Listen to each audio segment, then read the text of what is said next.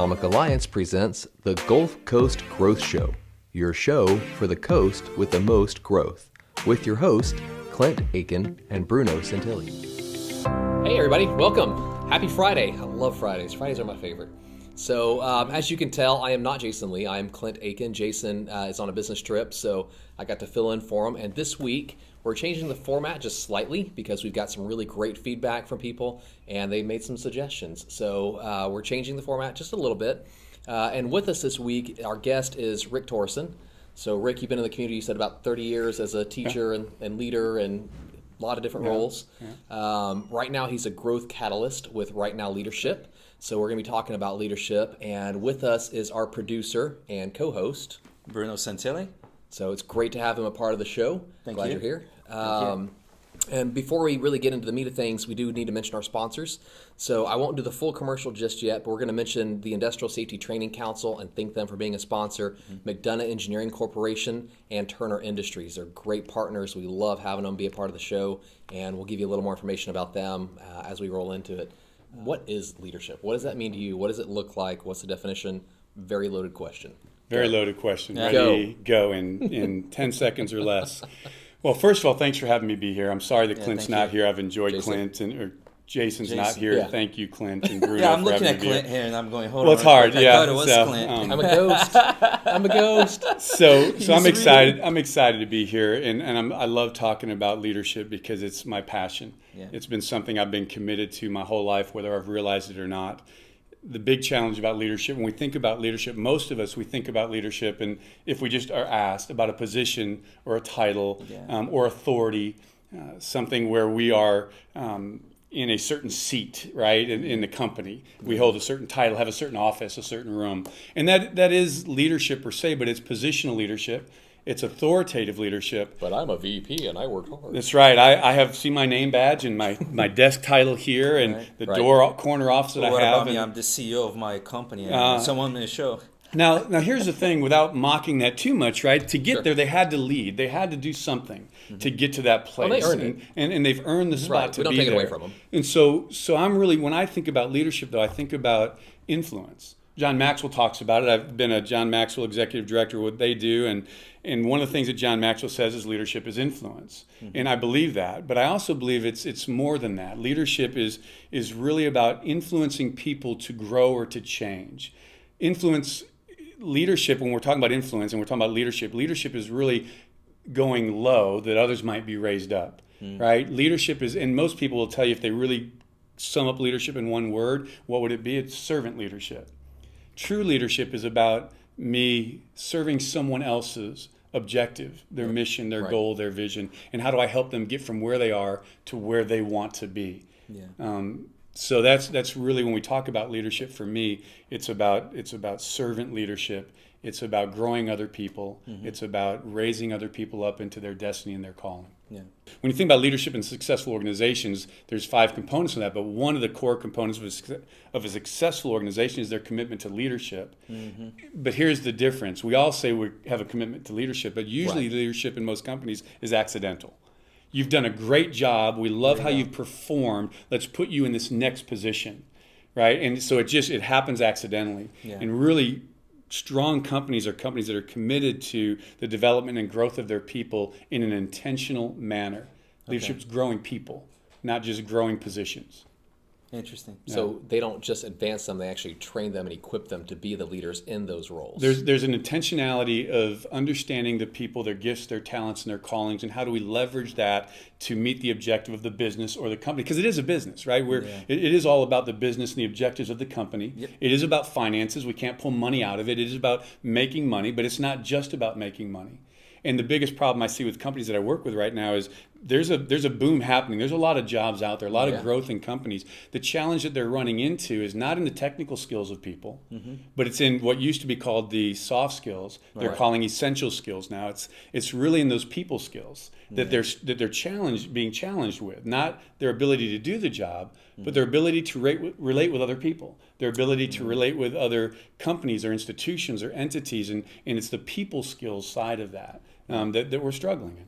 And is that a generational thing, or is that across the board? It's probably across the board, right? We all struggle with that in some fashion, but we do see it heavy in this generation. We've got a lot of technical skills. One of the companies I work with here in the region, they are growing. They're an influential company. They're in the service industry and oil and gas.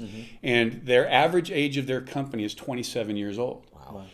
So, and they've got 1,000 employees right now, and they'll grow by a net 200 over this next year. So the last 3 years, they've been growing by a net 200 people in their company. That's huge. The biggest challenge they have is not finding qualified technicians to do their job. The biggest challenge they have is those technicians that are 27 years old are out on the oil fields. They're out in industries, and in some of your industries, they're out there and they're offering services, but they're 25 talking to a veteran who's been in that industry for 40 years or a VP. And the biggest challenge they have is how do they communicate with them?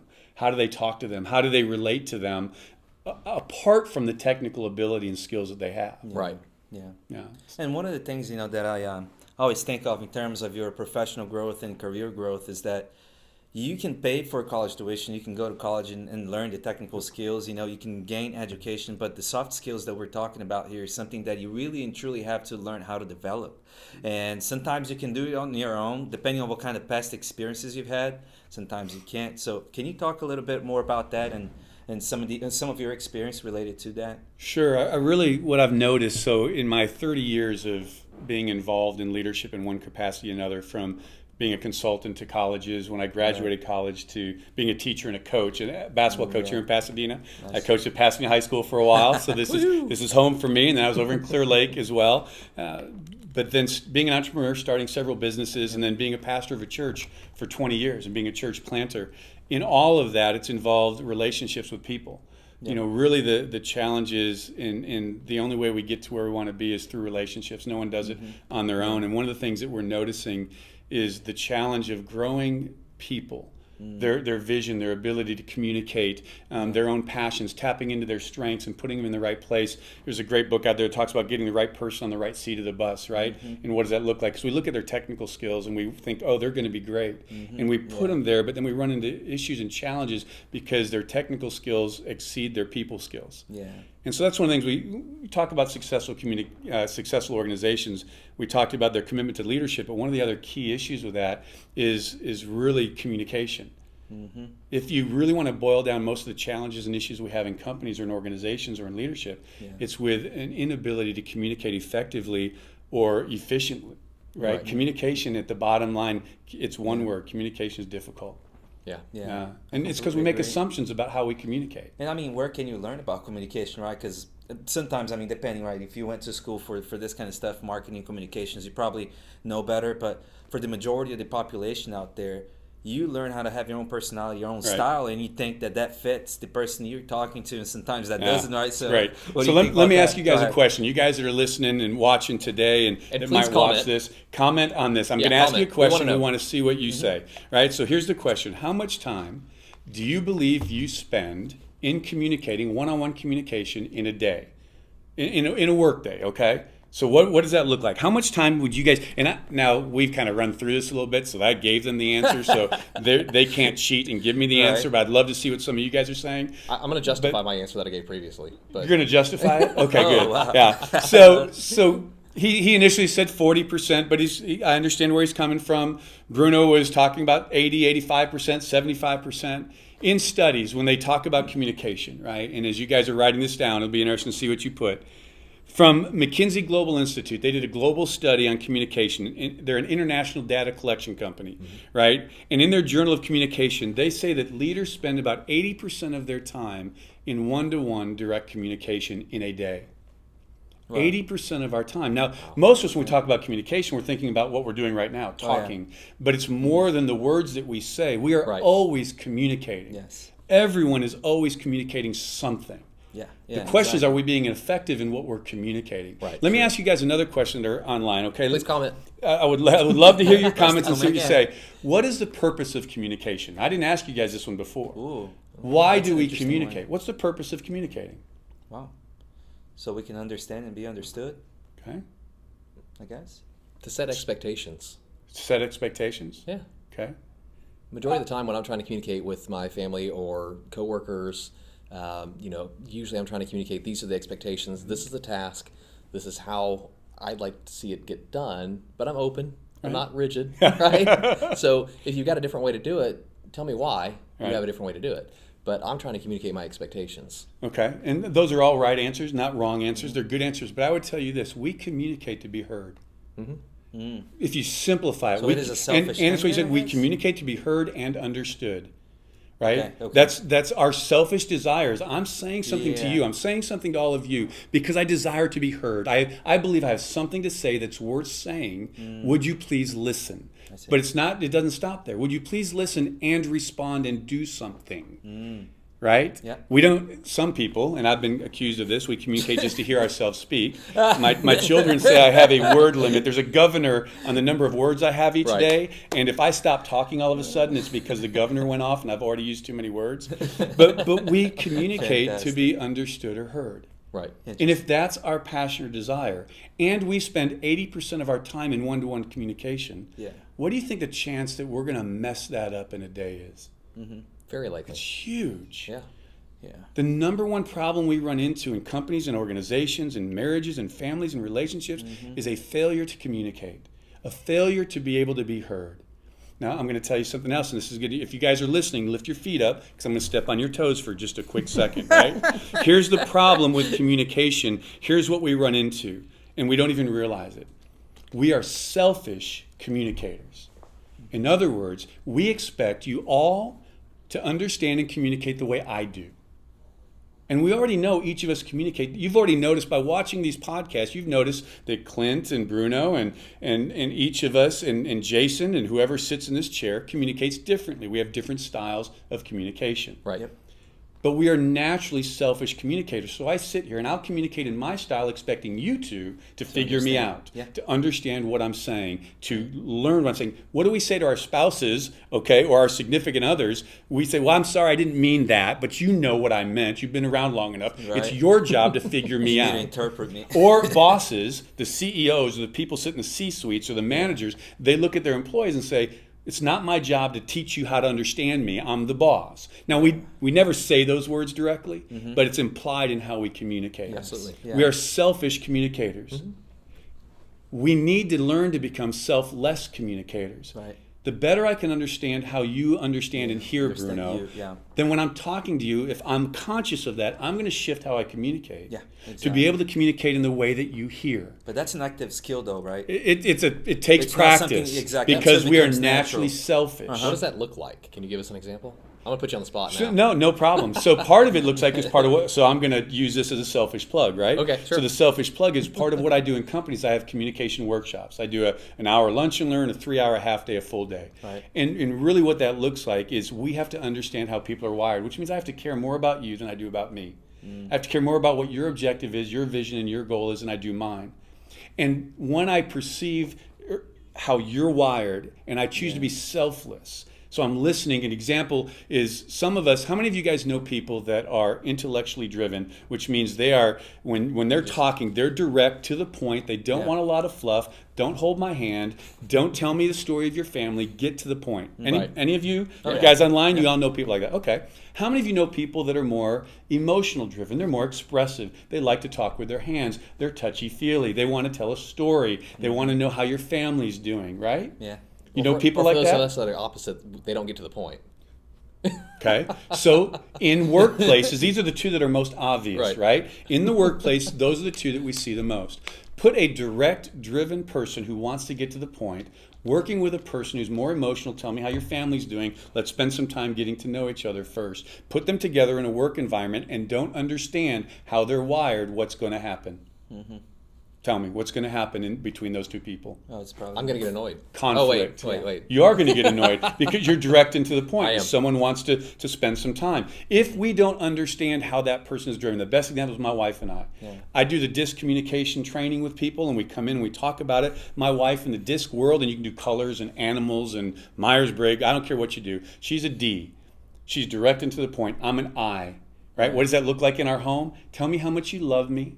Tell me how much you appreciate me and how good looking I am. Melinda, if you're listening, tell me how good looking I am. And then ask me to do something, and I will do it till I die. Yeah. Right? Love language. Because that's important. Yeah, the love languages. Well, the love language, that's what I was going to say right now. But the other side of that, right, So I got offended at my wife because that's not how she's naturally wired. And I'm thinking because she doesn't do that all the time, she must not care, she must not love me, she must not be sensitive to how I'm wired. Well, that was never true. Right. So that's the example. If we don't take time to understand how we're wired, we make assumptions about why and how we're communicating, which lead to conflict. Think about that in the workplace. It happens every day. That's just one of the assumptions we make.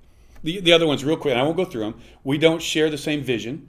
So that's an assumption we make. We think we do. We end up in different places. We don't share the same knowledge or definition of words. Right, so we use words and think we understand it. I won't do the example, but are telling our kids to go clean their room. We have one idea, they have another because they didn't meet our expectation, and if we didn't make it clear, we think they failed and they're rebellious. 90% of the time, they're not failing, they're not rebellious. They did it as they understood it, but they didn't understand what we understood. Same thing in the workplace. So we have those assumptions. We have assumptions of our communication style, our expectations of our experiences. So here's the challenge with all this. And then I'll let you guys ask another question because I can go on forever about this. The problem with this is to get to know someone, it takes time. It takes a commitment to want to get to know them. So we just talked about the D and the I. The other two sides of that, which is a lot of you guys that are listening in the petrochem industry, you are what we call S's and C's. You're driven by right and wrong. You're driven by procedures and policies. You're driven by solutions and solving problems and answers. Right? And so that's very important to you. And you're not as people driven as you are solution driven. So then, again, you go into clients and customers, you're out working with them, and they're different personality types, different communication styles. If we don't understand it, it is automatically going to lead to conflict. And conflict leads to broken relationships. It leads to departures in companies and associations. It leads to splits in organizations. Because we don't take the time to do what we're talking about. Now, you do realize that is a current problem that most companies suffer from, right? I don't think there's one company out there that's immune to this problem. But at the same time, when a company hire employees, they're paying your salary, right? Who's to adapt here? Is it the CEO and the management or the employee? Or is there somewhere in the middle where they can meet? So great question, and I know time's running on us a little bit, but if we go back to the definition of leadership, if leadership is about serving, if it's about raising other people up, then that example you gave shouldn't work. Because then you're saying, I'm in the CEO position, your job is to do what I tell you to do. Well, bottom line, and you guys know it is. You hire me, I'm hiring you to do a job. So let's not pretend that doesn't exist. But when they do the best job they can, when they excel and exceed what your expectations are, when they're able to perform with excellence, what happens to the organization, the company? It grows.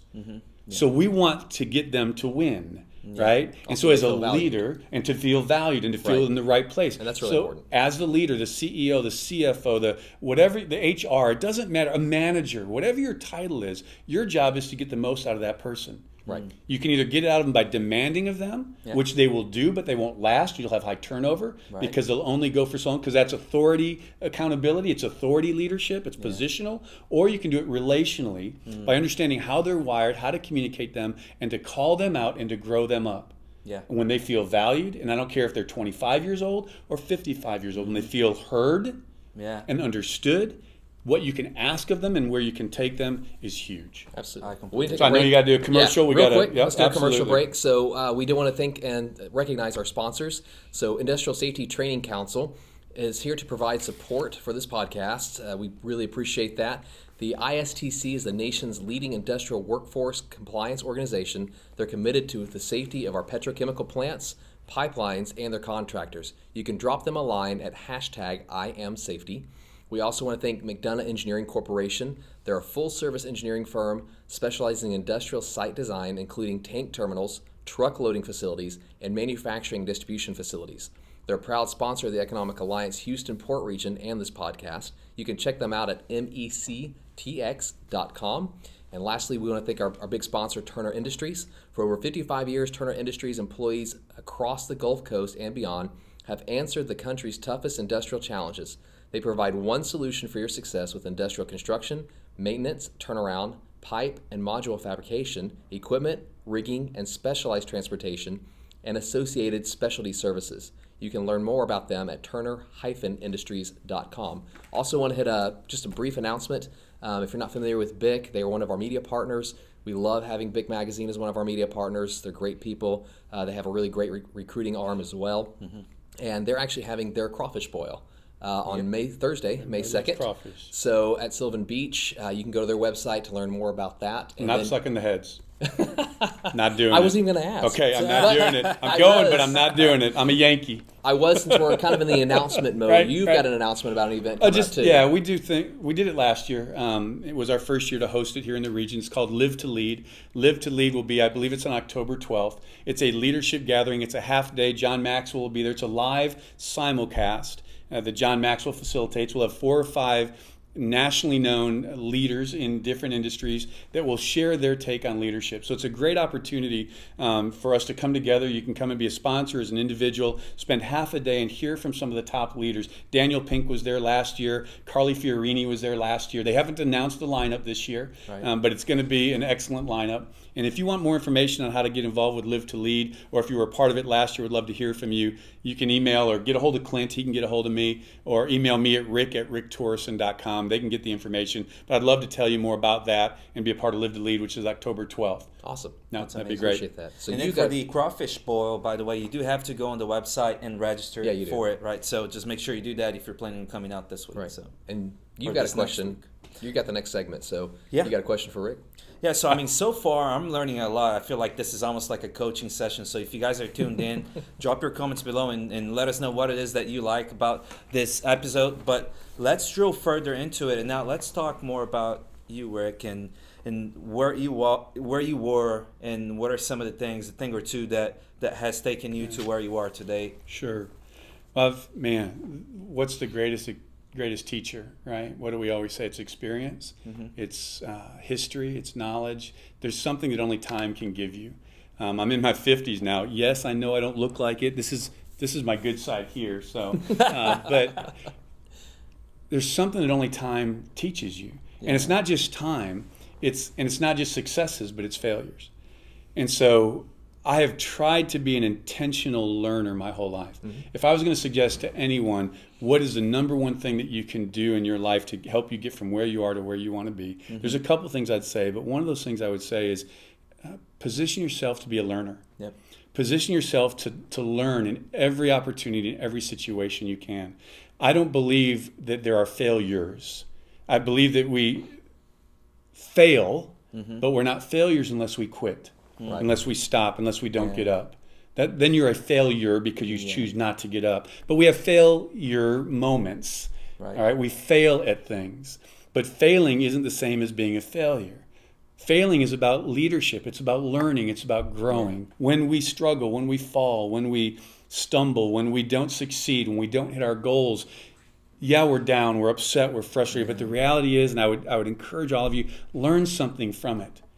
The worst thing in the world is when you go back around and you do it again. Yeah. It just wears a different coat, and it has a different name, and it's with different people. Yeah. And I'm tired of going around the mountain visiting the same failures. Right. So that would be one thing I would say is understand, position yourself to be a learner, always. Yeah. I always have something to learn. If I was the only one doing this podcast right now, and I was the only one sitting here, you would learn some things from me, but it's a 1x multiplier.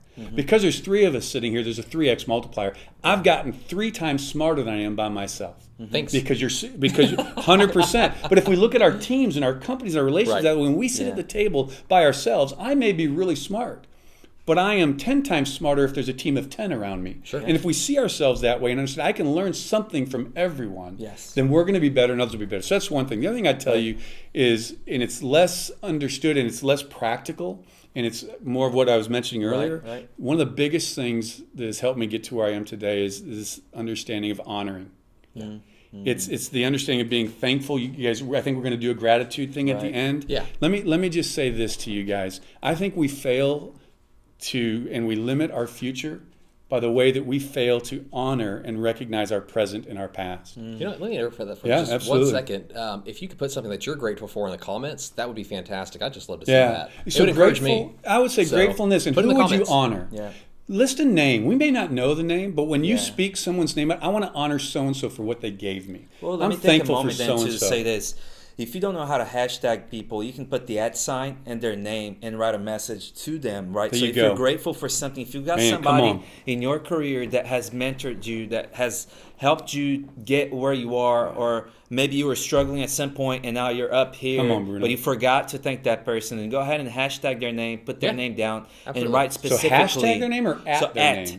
I'm sorry. So At Rick is- Torrison or That's it, at Bruno Ben Metter Santilli, or That's- at Melinda Clint. Torrison. Yes. That's It a will tag. get to them. That's a tag. That's a tag. Okay, I'm And a exactly. not- So okay. exactly. So So excellent. If you take nothing else of what we've done, if you'll take that one moment and bless somebody, Yep. honor somebody, tell them thank you for the influence they've had in their lives, that's it. the power of that is twofold. It encourages the person that has empowered you, but I get a joy out of it when I do it because I feel better, because I'm recognizing and remembering the impact of people and what they've had in my lives. You've had great people on this show, right? yeah. You talked about some of your sponsors in Turner. Carla did a great job when she was on the show. I've known Fred for a long time. Fred's an amazing leader and has impacted this region and beyond for a long time. I've never met Captain Deal. I loved what he did and listening great. to his stuff. I I've learned heard so about him. much. That was tremendous. Yeah. Dennis, I've gotten to work with him and his company for the last year. Tremendous man who's got great wisdom and experience. And then I'll have to mention the first guy, Chad something. Yeah. What's his name? Chad Burke? Burke. Yeah. So I've been able to walk with Chad on a pretty intense level for the last year, and that is a man of integrity. And so I say all that to honor them. Yeah. But I'd also say, so I'm going to do my gratitude, and you guys can do some of my honor. I want to honor a guy named Doug Stringer. Doug Stringer has been an influence in my life from my faith perspective. He has shown me what true humility looks like and demonstrated. Ben Metter, who's my father-in-law, and some of you guys will know that name. He's been in the region for a long time. He has mentored and grown me in conviction and beliefs, that having a conviction and belief is powerful. My wife has been one of my greatest influences in what she has shown me is compassion and consistency in relationship, unconditional love. So there's others that I would say, but I'm thankful for those people. Right. And I honor those people because I would not be who I am without them in my life. And so I take every chance I get to honor before we do anything else, because when we fail to honor, we limit our future. Right. So Bruno, this we're is a going to switch very- gears a little bit Go too. ahead.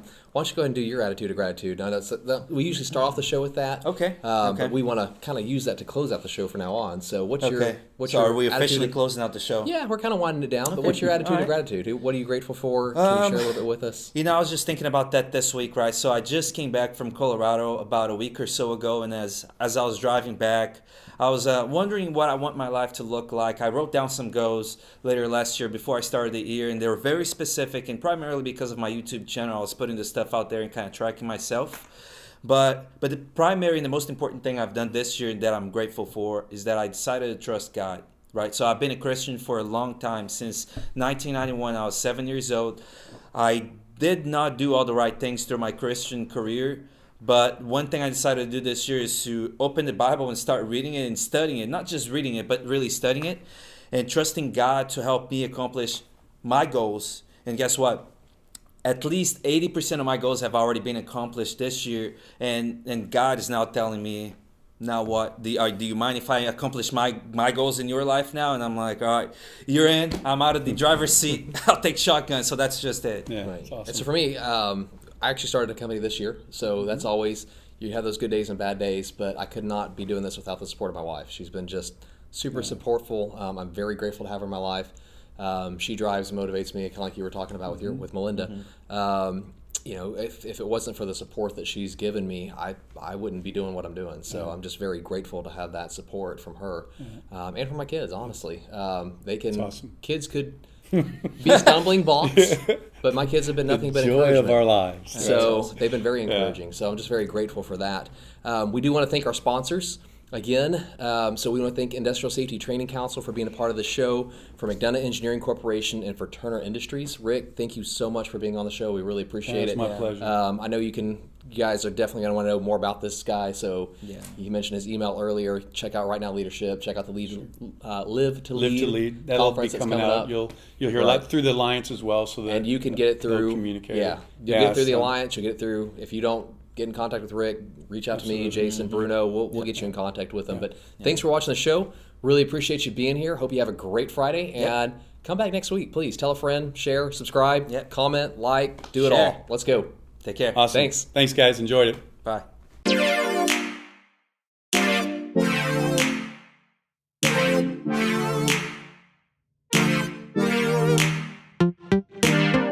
Economic Alliance thanks you for tuning in to the Gulf Coast Growth Show. Be sure to subscribe to the YouTube channel and share with your friends.